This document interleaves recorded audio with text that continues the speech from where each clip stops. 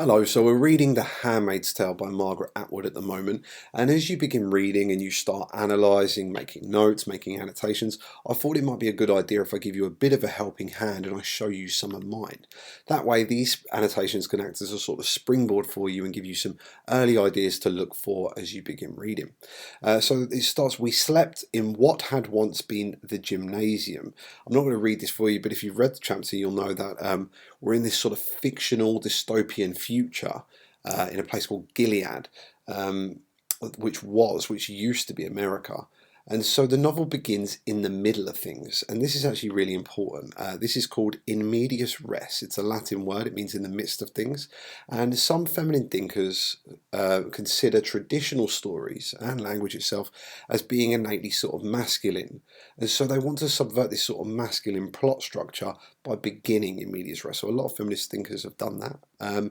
In addition, I think that readers are placed in the middle of the setting with some confusion as to how they got there. And to me, this actually mimics the characters who, like the narrator Offred, contemplate how society has ended up like this. So we have the first person plural pronoun we, which has this idea of collectivism. So I think obviously we're talking about, women that are being grouped together, the idea of the collective, and we've got things about femininity or maybe about social classes, the collective versus the individual is often an important theme. And then we have this idea of past.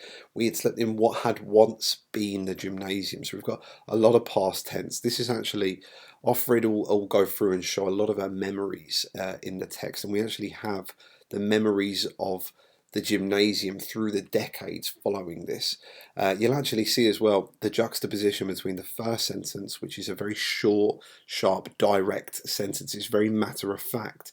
And this contrasts the later sentences here, which, we've got a lot of commas and ands and a lot of descriptive language. So, as I've said here, we've got this theme, past and memories, very important theme. We've got the short, sharp, and matter-of-fact sentence juxtaposed with the longer sentences with the memories. And it's almost like the brutal shortness and sharpness of the state that forces women to sleep there, which forces women into certain roles. And this first sentence has this sort of power and brute force of the state, but lacks any of the sort of beauty that the later sentences have with all their imagery. We've got this idea of the gymnasium as well. Now, gyms are obviously an active place. People go there to work out and exercise, but in the story, the women are forced to sleep there. And so we have this idea that things are being repurposed. This is obviously another very important idea in this novel about totalitarian, patriarchal and theocratic government, where they repurpose a lot of things to fit their ideology. So we'll see a lot more of that. And we go through, we've got a lot of this imagery. And if we have a little look, it starts picturing what the gymnasium might have looked like and smelt like as well. We've got a lot of this imagery here throughout the years. Now I saw the mini skirts, then pants, then one earring, then spiky green hair. And I noticed that it's going through the decades. We've got the miniskirts of the 60s, the punk era, the revolving ball and the snow dances, which might be like the 80s, and again tracks the progress of fashion and freedom, which helps to juxtapose and contrast the current state of Gilead. There's also references to youth with connotations to sexuality, such as in like pungent scent of sweat, plus the imagery of miniskirts.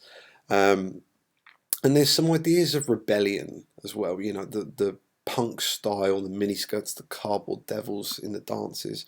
So there's a lot of that as well. So yeah, we've got long sentences juxtaposed the first. What else do we have here? I think that's everything. All right. I also noticed at the end we've got this use of asyndeton. So as Offred describes what the dances would have been like, she uses asyndeton, which to me, asyndeton is where we remove the conjunction like and, or, nor, whatever. But so to me, it's like Gilead has removed so many of these freedoms from the state, and so this mimics how the conjunctions have also been removed from the sentence. Then we've got there was old sex in the room, so this idea of sexuality is a really, really important theme in the novel. Gilead, this fictional dystopian state which is part of America, actually tries to repress sexuality. There's other themes of like closeness and intimacy versus coldness and emotionlessness. And so these are very important things as well. We've got this idea that she's trying to think of the act of sex and sexuality, and she can't give it shape or a name. Now, the idea of not being able to give something a name is really, really important. Now, we don't know this yet, but we will find out. Our narrator is called Offred, right? Now, Offred is actually a repurposing of names. So I've said here, Offred has no name for what she's thinking, that it's been taken away. A big theme in the text is language, particularly as Gilead repurposes the language to fit its ideological needs. One important example is how handmaids lose their names and simply become of plus the commander's forename, like of Jake, for instance. So Offred is Offred. So this idea that she can't think of things is really important because the state has changed, adapted, even deleted language to fit their ideology, which does impact the way people think. This is another common theme in other dystopian novels, such as 1984. We've got as well like the hands that were on us, this lifting flesh, a lot of sexual imagery here. We've got the idea of it being there and then, this short parallelism which punctuates the sentence, just reminds us that this sort of memory of a place in space and time is finished, it's over, and it's almost sort of lost. I think here I said about the polysyndeton. Yeah, polysyndeton added these extra conjunctions, this, or this, or this, or this, when she's talking about sexuality, maybe highlights her excitement, the adding of something. Sort of feels like we're getting to a climax, adds to this excitement. And we've got yearned, which has this sexual connotations, and then for the future. Now there's some irony here because, well, what does she mean for the future? Does she mean maturity, change, a climax of sorts? But the future that's actually happened, the current state of Gilead, where Offred, our narrator, finds herself now, is an awful, awful place. And so this yearning for the future, this sexual yearning almost for the future, has turned out to be something, a future that's awful. How did we learn it? The talent for insatiability. So insatiability is a sexual reference here. And how did we learn it? Now this is again a very important idea, the idea that people are socialized, that we're not necessarily born this way, but that we're socialized or indoctrinated into performing such a way. We're conditioned and taught. And so in the novel, we have a state that tries to socialize and condition people into being the opposite, into being very sexually repressed people who are emotionless and don't form attachments to things. And so how do they learn to do that? It has to be taught again. But then there's this idea maybe of nature versus nurture. Is sexuality something that's more biological to us? And what we see in the novel, this sort of repression of it, and this idea of not forming attachments being this, something that goes against our biology. And so maybe that's why Gilead might be unable to do so. So we'll have a little look at that. But I think this is the idea of gender and sexual socialization are important. We've got the fact that we're now sleeping in army cots. So again, this imagery here, the imagery of the current gymnasium, what it looks like now, juxtaposes the earlier exciting dances and the sexuality of it all. So they now sleep in army cots, which to me, there's a lot of army imagery, militaristic imagery, but there's also militaristic sentence structure, very short and direct sentences. And this emphasizes the fact that these women have a duty to the state, like soldiers almost, although this is forced onto them. But the idea that it's very like militaristic and organized and structured, again, juxtaposes the dances, the carefree youth that we saw in the earlier paragraphs, the memories. We've also got this idea that they have sheets like children, and they folded the clothes neatly and laid them at the stalls at the end of the bed. So you'll see a lot of this where Offred sort of in many ways compares herself to an obedient child of the state. It's not necessarily explicit. It might be, her talking about childhood games or and rethinking the current state. Like, oh look, there's this thing over there that reminds me of this childhood game. Or there's other times where she sort of feels a need to drink milk. And these ideas that she's met like a child, she's been pushed into a childlike state because she's lost her freedom by the state. And she's this obedient child, the state act like the parents. So look out for this as you go on. Got this one, army issue blankets like the old ones that still said US. Now this just tells us that this is set in Cambridge, Massachusetts, which is in America near Boston. It's where Harvard University is. But there is this new dystopian government that lead everything called Gilead. It's led by a party called the Sons of Jacob. And so I think this is just a really, really important thing to remind ourselves that the US is no longer there, that it's this place Gilead instead. So again, we can sort of question why this has happened. Now we've got the aunts here, Aunt Sarah and Aunt Elizabeth. Elizabeth patrolled. They had electric cattle prods slung on thongs from their leather belts. Now, I think the idea of them being aunts is really important here. So we've got patrolled has connotations with police. The aunt is ironic because aunts, obviously within the familial structure, are people that we imagine to be caring, very maternal, people who look after us. But in this case, these women act as repressive state apparatuses or enforcers for the state. You know, they're like police to the handmaids. If the handmaids do anything wrong, they get electric cattle prod or they get beaten or something like that. Through a Marxist lens, they are viewed as ISAs, ideological state apparatuses. They are the ones that teach the state's ideology to the girls, and also repressive state apparatuses because they punish those who disobey. So they're like teachers and police.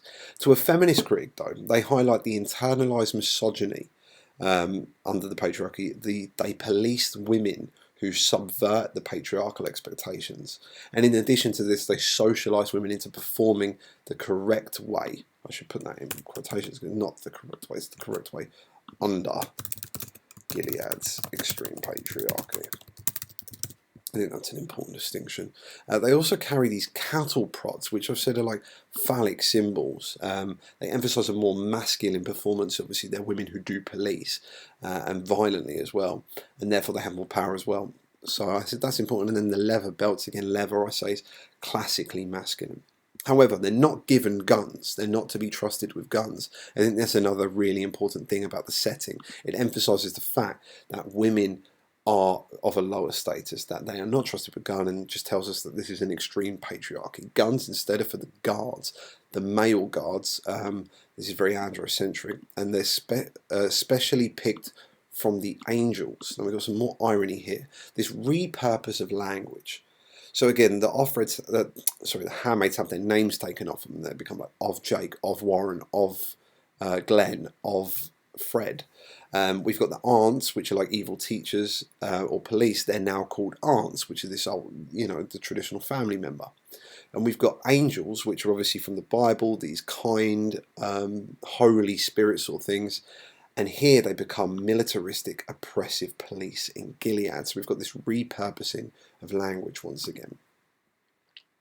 The guards aren't allowed in the building except when called, and they're not, and the handmaids are not allowed out. They've also got there were objects of us to fear, of something else as well. If only we could look, if only we could talk to them, something could be exchanged before, some deal made, some trade-off. We still had our bodies. So exchange, deal, and trade imply that women's bodies are objects. However, Offred is aware of this power. I've put power in sort of quotations there because it's not really a power, they still lack power. But it's implied that women's bodies are dangerous objects which can lead men astray. There's also evocations of religious fundamentalism here, which is what the Sons of Jacob and the government of Gilead are. They're religious fundamentalists. That women and men need to be separate, as it says in parts of the religious text that they're reading or their interpretation of it. They shouldn't look at each other or talk to each other. So there's this idea of like religious fundamentalism as well. We've got the imagery describing the setting here. Chain link fence topped with barbed wire, evokes the idea of a prison. We've got the football field, which I thought was quite interesting. So it's something masculine. The idea of playing football is a masculine thing. But importantly, this doesn't seem to have been repurposed. So the masculine thing stays the same. The handmaids learn to whisper almost without sound. We've got this sort of auditory imagery, lack of sound, that handmaids need to be hyperbolically quiet to stay safe in the semi-darkness, dark and light. become important symbols in the text as well. Darkness is often where Offred spends a lot of her time alone, but also where there's a lot of hypocrisy, as we'll see later as well.